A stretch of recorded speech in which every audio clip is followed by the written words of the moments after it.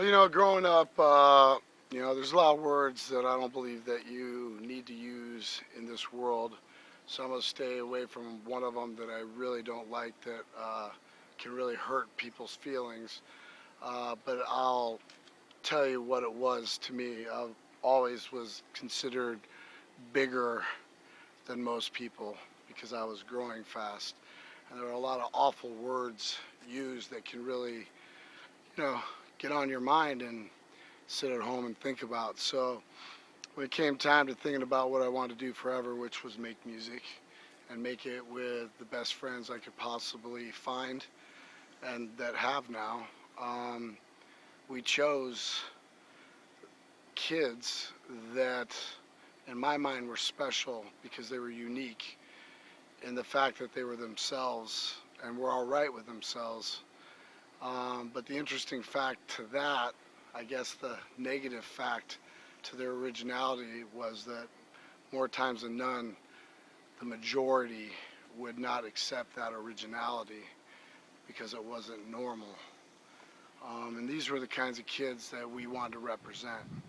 Um, we all went to school with kids like this, and at one time or another, we were all this kid in some fashion, whether it be in math, religion, social studies, history, pottery, you name it.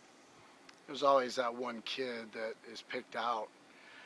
So we sort of knew kind of who we wanted to cater to, and it was us first and foremost, and then find the people most like us who, I affectionately refer to as the maggots, who build up the culture Slipknot. And I feel that I'm here today not only with my dear friend Stella uh, from Sister Slay with her guitar player Gray. I was invited to come because Stella knows how important things like this are for me, especially being 42 now and wanting to make as much of a difference as I can, as busy as I am. And when I say busy, I'm in Slipknot, but I also, this month, will be married 20 years, and I have 4 kids of my own. And after meeting Kirk in a private meeting, I really thought about my 21-year-old girl, my 18-year-old boy, my 14-year-old girl, and my 8-year-old little boy. And I pulled out a picture of my 8-year-old son, Simon, last, and I showed it to Kirk, and he started crying because Simon looks an awful lot like his son, Ty.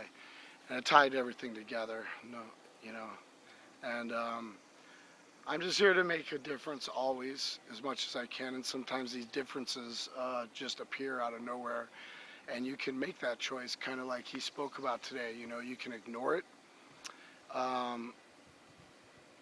You can be someone who does something about it, someone who does nothing about it, or that person, as he spoke, that wonders what's going on. And I've always been the sort of person that does something about it. I've always reached out to my fans. I try to be as close as I can, mainly through art, and art as an expression of feeling and pain, whether it be photography, poetry. As a lot of people know, I'm finally completed the Maggot Bible, and the majority of it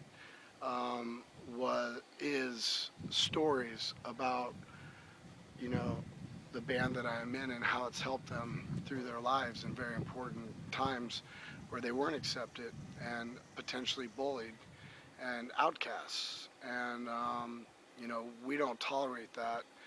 And even though we express imagery, lyrics, and music that is highly aggressive and always pushing the envelope of art as a whole, we have a deep message that starts with us as the root, and then we grow the root out into the fans, and then we grow together as this really beautiful thing known as Slipknot, the culture of Slipknot with the maggots. So I'm really honored to be here today because I could be at home and just hear about my friend Stella and Gray, who are in Sister Soleil, and they asked me to invite my friend Kyle, who I work a lot with on my own music. And we took the day off to come and be a part of something that's very serious And Kirk's story, I have to say he's just a normal person. He's not a politician. He's not in a suit. I don't think he has a secret agenda. He comes here with a heart and with a tear, and you can't help but to cry. And for someone like me, right or wrong, whether, if Slipknot ever stood for anything, we try not to talk about religion or politics, but we really do preach, don't ever judge me. And I think that goes hand in hand on everything that I heard last night meeting with Kirk and everything that I heard here today. And that's why I'm here, because, you can think what you want about me, but you shouldn't, because I'm just doing the best I can, as everybody is. And these unfortunate deaths, and when you hear the ages of these children that have comprehended the idea of turning themselves off because of social,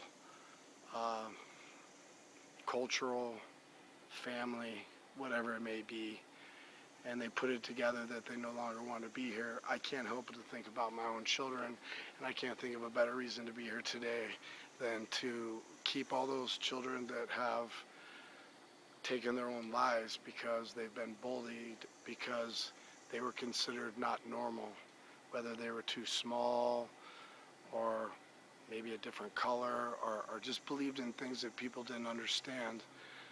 I understand all that all too well, and I embrace those kids the most.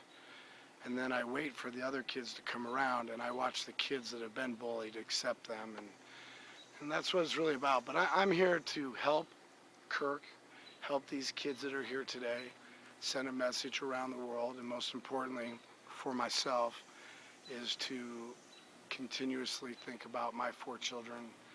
And one thing that Kirk said to me last night, that there's not a day that doesn't go by that he doesn't let his children know that he absolutely loves them, because unfortunately you do not know when someone's life is going to end, and you don't want it to end without knowing that you were able to say that they love him. So this is a beautiful thing, and I'm just honored to be a part of it.